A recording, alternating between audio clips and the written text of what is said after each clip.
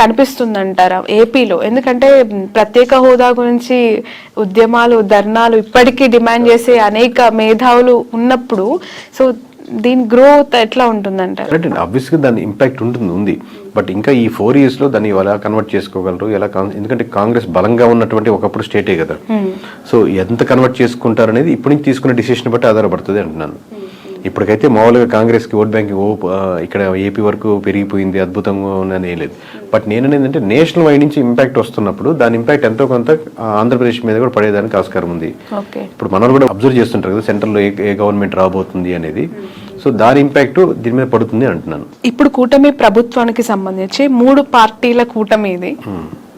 ఒక 1.5 year 2 years తర్వాత ఖచ్చితంగా టీడీపీ సింగిల్ గానే మళ్ళీ నెక్స్ట్ ఎలక్షన్స్ కి బరిలో దిగే అవకాశం ఉంది. బీజేపీ, జనసేన మాత్రమే అలైన్ కొనసాగబోతుంది అనేది ఎక్కువగా వినిపిస్తూ ఉన్న మాట.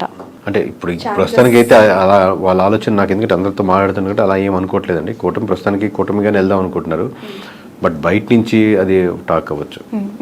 ఎందుకనంటే ఎక్కడో ఇంటర్నల్ గా కొన్ని క్లాషెస్ అయితే స్టార్ట్ అయ్యాయి. అవి ఉంటాయి మేడం. ఎందుకంటే ఒక వైఫ్ అండ్ హస్బెండ్ మీద 100 ఇష్యూస్ ఉన్నట్టు అబ్వియస్గా ఇది 2 పార్టీలు, 2 డిఫరెంట్ భావజాలు ఉంటాయి, 2 వీళ్ళ ఆస్పిరేషన్స్ ఎక్కువ ఉంటాయి. ఎప్పటికైనా టీడీపీ కార్యకర్తలు ఏమనుకుంటారు, చంద్రబాబు నాయుడు గారే ఉండాలి, తర్వాత లోకేష్ గారే ఉండాలి, ముందుకెళ్ళాలనుకుంటారు.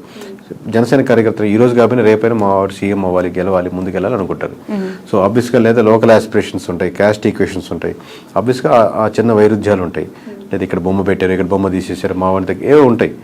బట్ ఇట్లన్నింటినీ కలుపుకొని ముందు మాట్లాడుకుంటే రోజు మీటింగ్ పెట్టుకుంటే ఎలా ముందుకు వెళ్తారని బట్టి ఉంటుంది. బట్ కలిసి ఉంటే వాళ్ళకున్న బలం విడిపోతే ఇద్దరికి ఉండదు.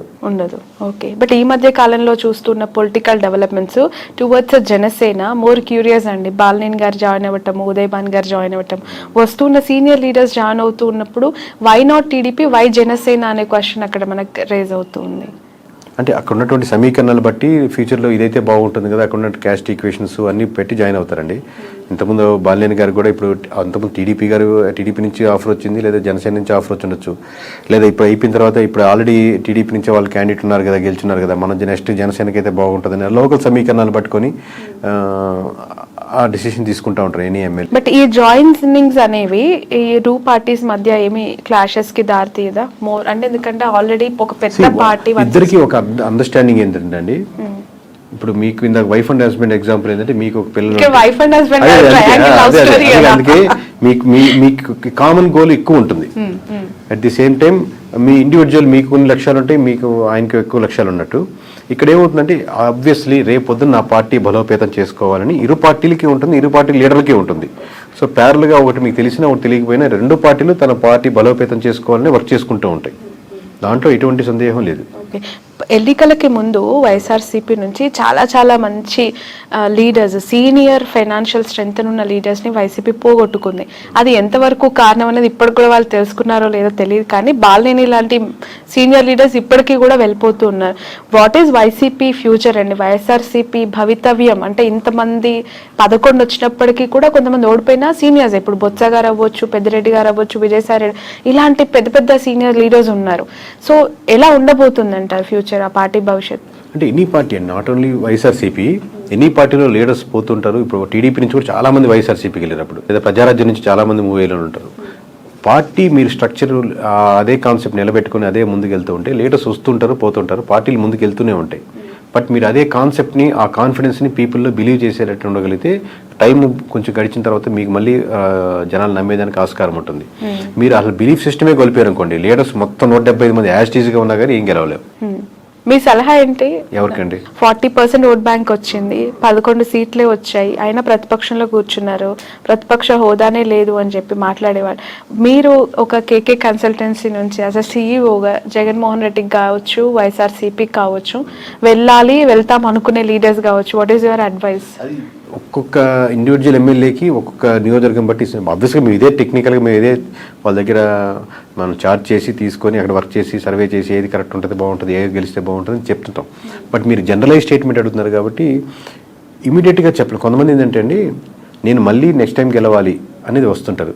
ఈ పార్టీ కాబట్టి ఏ పార్టీ అయినా గెలవాలి, నేను గెలిస్తే చాలు, ఏ పార్టీ అయినా పర్లేదు అది చెప్పండి అంటుంటారు.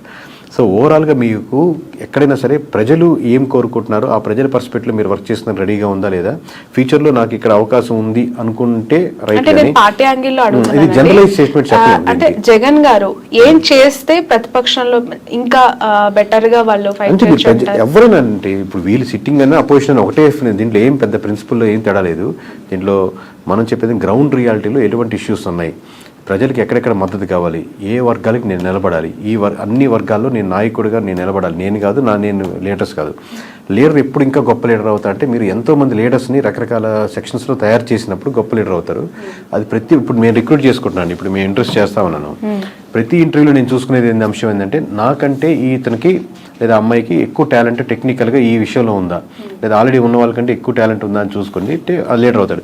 నాకంటే ఎక్కువ టాలెంట్ ఉండకూడదు, నేనే లీడర్ ఉండాలి అనేది కంటే కూడా ప్రతి నియోజకవర్గంలో ప్రతి అంశంలో నాకంటే వాక్చాతుర్యంలో కానీ, మాట్లాడే విషయంలో కానీ, సబ్జెక్ట్ నాలెడ్జ్లో కానీ, మాట్లాడితే కరెక్ట్గా మాట్లాడే పర్సన్స్ కానీ, అంటే అపోజిషన్ కూడా చాలా టెక్నికల్గా మాట్లాడుతున్నాడు, చాలా రైట్ ఇతను, ఓన్లీ అరిచేసి ఏదో తిట్టేసినట్టు కాకుండా అలాగా టెక్నికల్ సబ్జెక్ట్ ఉండే లీడర్స్ని మీరు డెవలప్ చేయగలిగితే ఈ ఉన్న 4-5 సంవత్సరాల్లో మీరు మళ్ళీ గవర్నమెంట్ ఫామ్ చేయడానికో లేకపోతే మీరు ముందుకు రావడానికో తేడా ఉంటుంది. కానీ ఇదే పద్ధతిలో వెళ్తే, ఇదే లైన్లో వెళ్తా ఉంటే మళ్ళీ మీకు కష్టమే. ఓకే. ఈ 2 తెలుగు స్టేట్స్లో ప్రాంతీయ పార్టీలకు ఎంతో కొంత కోర్ ఓట్ బ్యాంక్ని కైవసం చేసుకొని సస్టైన్ చేస్తున్న పార్టీస్ని మనం చూస్తూ ఉన్నాం. ఇక్కడంటే ఇప్పుడు కాంగ్రెస్ అధికారంలోకి వచ్చింది, అగైన్ అక్కడ మళ్ళీ ప్రాంతీయ పార్టీ, కోర్స్ జాతీయ పార్టీ అయినప్పటికీ కూడా వాళ్ళు ప్రాంతీయ పార్టీగానే ఎస్టాబ్లిష్ అయ్యారు, టీడీపీ. సో ఒక ప్రాంతీయ పార్టీ యొక్క ప్రభావము, వాళ్ళ ఇంపాక్ట్స్ 2 స్టేట్స్లో ఇంతకాలం చూసిన ప్రజలు మతతత్వ రాజకీయాల్ని, మతతత్వ పార్టీలను ఎంకరేజ్ చేస్తాయా, కన్సిడర్ చేస్తాయా? అంటే ఇప్పుడు నేను నేషనల్ వైడ్గా చెప్తున్నా కదండి, మతానికి ఉన్న సంబంధించిన ఓట్ బ్యాంక్ అంటే ఇక్కడ ఎస్పెషల్లీ 2 తెలుగు స్టేట్స్ గురించి నేను మాట్లాడుతాను. అంటే కంపారిటివ్ నార్త్లో పోలిస్తే ఇప్పుడిప్పుడే సౌత్లో బీజేపీది కూడా ఇంకొంచెం ఉంది. కంపేర్ చెప్తున్నాను, నార్త్లో ఎక్కువ బీజేపీ ఆల్రెడీ ఒక సాచ్యురేషన్ పాయింట్కి వెళ్ళిపోయింది. బట్ సౌత్లో ఇప్పుడిప్పుడే అక్కడక్కడక్కడ ఆ టైప్ ఆఫ్ చిగురిస్తూ లేదా ఆ థాట్ ప్రాసెస్లో ఉండి మన ధర్మం అనేది ఆలోచిస్తున్నారు. బట్ అది ఓట్ బ్యాంకింగ్ సరిపోదు గెలిచేదానికి అనుకుంటున్నాను. ఒకసారి మీకు సెంట్రల్లో బీజేపీ తగ్గిపోతుంది అనుకోండి, దాని ఇంపాక్ట్ మన స్టేట్లో కూడా పడుతుంది. మొత్తం స్టేట్లో సెంటర్లో మనకు గవర్నమెంట్ మారుతుంది అనుకోండి, అది మన స్టేట్కి వచ్చేసరికి కూడా మన ఇంపాక్ట్ పడుతుంది. ఎప్పుడైతే మీకు బీజేపీ మీద ఎఫెక్ట్ ఎక్కువ పడిపోతుందో, బీజేపీ మునిగిపోతుందో, దానికి బీజేపీ ఆధారితంగా నిలబడిన పార్టీలు కూడా దాని ప్రభావం, దాని ఎఫెక్ట్ ఎంతో కొంత తీసుకోక తప్పదు. Okay. In future Nara Lokesh గారికి, పవన్ కళ్యాణ్ గారికి ఎవరికి ఎక్కువగా సీఎం అయ్యే అవకాశం ఉంది అని అంటారు? మీ అజంప్షన్ ఏంటి? అది చెప్పలేము. ఎందుకంటే అండి ఇది హైపోథెటికల్గా ఆబ్వియస్గా చంద్రబాబు నాయుడు గారు ఉన్నంతసేపు ఆయన గవర్నమెంట్ రన్ అవుతూ ఉంటుంది, 5 years ఇబ్బంది లేదు కదా. బట్ గోయింగ్ ఫార్వర్డ్ ఆబ్వియస్లీ బలంగా టీడీపీ కార్యకర్తలు కానీ ఎట్లాగైనా సరే మా చంద్రబాబు నాయుడు గారు సీఎం ఉండాలి. దాని తర్వాత లోకేష్ గారే వాళ్ళు కోరుకుంటారు.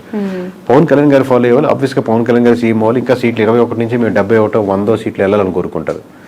బట్ ఇద్దరు కూటమిగా వెళ్ళాలనుకుంటున్నారా, సెపరేట్గా వెళ్ళాలనుకుంటున్నారా? మీరు ఇందా చెప్పినట్టు టీడీపీ సెపరేట్ అయ్యి బీజేపీ ఆబ్వియస్గా బీజేపీ జనసేన వెళ్ళాలనుకుంటున్నా, దీనివల్ల ఇట్లా సెపరేట్ అయితే మళ్ళీ వైఎస్ఆర్సీపీకి ఫెచ్ అవుద్దా? ఎన్ఫ్యాక్టరీ వేస్లో ఉన్నాయి కాబట్టి ఎవరి కార్యకర్తలు ఎవరు లీడర్ అవ్వాలనుకుంటారు. మాది ఏంటంటే ప్రజలు ఇప్పుడు ప్రస్తుతానికి ఏమనుకుంటున్నారు, ఎలా చేస్తే ప్రజలకు బాగుంటుంది. ఇంకా ఆబ్వియస్గా ఏపీ మన సొంత స్టేట్ కాబట్టి ఈ డెవలప్మెంట్లో మనం కూడా ఎంతకైనా భాగస్వామ్యం అయితే ఇది బాగుంటే బాగుంటుంది అని మనకు ఒక స్వార్థం కూడా ఉంటుంది మంది కాబట్టి. ప్రజలు ఏమనుకుంటున్నారు అనేది మీరు చెప్తానంటున్నారు. పిఠాపురం ప్రజలు ప్రస్తుతం ఏమనుకుంటున్నారు? పవన్ కళ్యాణ్ గారు ఎమ్మెల్యే అయ్యారు, డిప్యూటీ సీఎం అయ్యారు, ఒకసారి ఛాన్స్ ఇవ్వమన్నారు, గెలిపిమ్మన్నారు, అవకాశం ఇచ్చేశారు, అన్ని ఆయనకు కావాల్సిన 21కి 21 కైవసం చేసేసారు. So towards Pawan Kalyan what is AP people's high అయితే ఫస్ట్ ఆఫ్ ఆల్ ఉంటుందండి. ఆబ్వియస్గా అందరు పవన్ కళ్యాణ్ ఓట్లు వేసిన వాళ్ళు ఎవరైతే ఉన్నారో వాళ్ళకి ఆబ్వియస్గా మనం వేసిన పార్టీ గెలిచింది కాబట్టి ఒక హై ఉంటుంది. బట్ ఆ హై అలాగే కంటిన్యూ అవ్వాలంటే ఆ లోకల్ ఇష్యూస్ ఏదైతే ఉన్నాయో అడ్రస్ చేస్తూ మిగతా రోజుల్లో అది కాలువలు కావచ్చు, రోడ్స్ కావచ్చు, సమస్యలు కావచ్చు, అన్ఎంప్లాయ్మెంట్ కావచ్చు, చిన్న ఫ్యాక్టరీలు కావచ్చు, లోకల్ కుటీర సంస్థలు కావచ్చు, అక్కడికి వెళ్ళే చిన్న హాస్పిటల్స్ కావచ్చు, ఈ ఇష్యూస్ మీద కాన్సన్ట్రేట్ చేస్తే ఆ హైకి తగ్గట్టు రెస్పాన్స్ ఇంకా డెవలప్మెంట్ అవుతూ ఉంటుంది. ఒక పాయింట్ మీద అయితే చెప్పలేరా? అదేనండి, అది కంటిన్యూ చేయాలి. ఇప్పుడే కదా స్టార్టింగ్, ఇంకా కంటిన్యూ చేయగలిగితే దాన్ని ఉంటుంది. కానీ ఆ హై మటుకు ఉంటుంది అంటున్నాను. మిగతా నియోజకవర్గాల్లో లేని హై పిఠాపురంలో ఉన్న వాళ్ళకి హై వస్తుంది. ఎందుకంటే మనం వేసి గెలిచాడరా, మనం అంతే మొత్తం రాష్ట్ర వ్యాప్తంగా ఇచ్చారు. ఇప్పుడు మాకు తెలుస్తుంటుంది కాబట్టి లోకల్గా వాళ్ళు గెలుస్తారా, ఓడతారా, మెజారిటీ ఎంత 10,000, 20,000 ఇంత హైతో చూశారు కాబట్టి రిజల్ట్ రాగానే ఆ హై కంటిన్యూ అవుద్ది.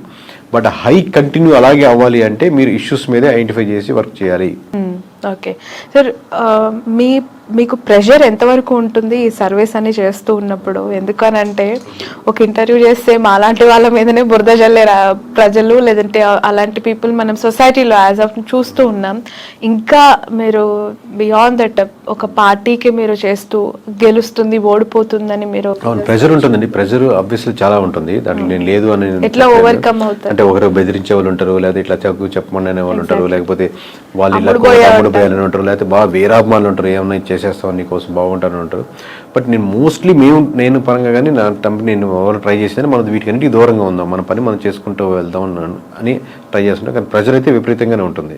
లిక్కర్ పాలసీ ఇంపాక్ట్ ఎంత ఉందండి? ఆ గవర్నమెంట్ ఓడగొట్టడానికి ఈ గవర్నమెంట్ గెలిపించడానికి అది మేజర్ ఇంపాక్ట్ అంటారా?